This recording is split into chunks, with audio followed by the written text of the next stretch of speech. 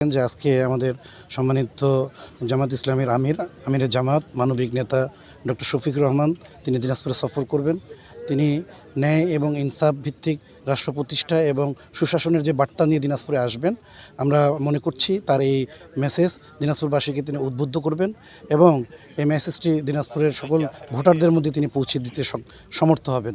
আলহামদুলিল্লাহ, তার এই মেসেজ পৌঁছানোর মাধ্যমে দিনাজপুরের 6টি আমাদের যে 10 দলীয় যে নির্বাচনী ঐক্য, সেই ঐক্যের যে প্রার্থীরা দাঁড়িয়েছেন তাদের ভোটাররা সেই মেসেজগুলি পাবে এবং আমরা প্রত্যাশা করছি যে দাঁড়িপাল্লার পক্ষে এবং 10 দলের পক্ষে জনগণ তাদের প্রত্যাশিত রায় ব্যক্ত করবেন ইনশাল্লাহ। 2025 সালের 25 জানুয়ারি গড়ে শহীদ ময়দানে বাংলাদেশ জামাত ইসলামী আয়োজিত সমাবেশে 5 লক্ষাধিক মানুষ উপস্থিত হয়েছিল, যার সাক্ষী আপনারাই। আমরা আশা করছি এবার সেই সংখ্যাকে ছাড়িয়ে যাবে।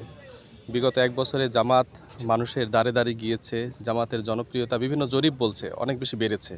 আমরা আশা করছি এটি বাংলাদেশের অন্যতম বৃহৎ জনসভা হতে যাচ্ছে আজকে ইনশাআল্লাহ।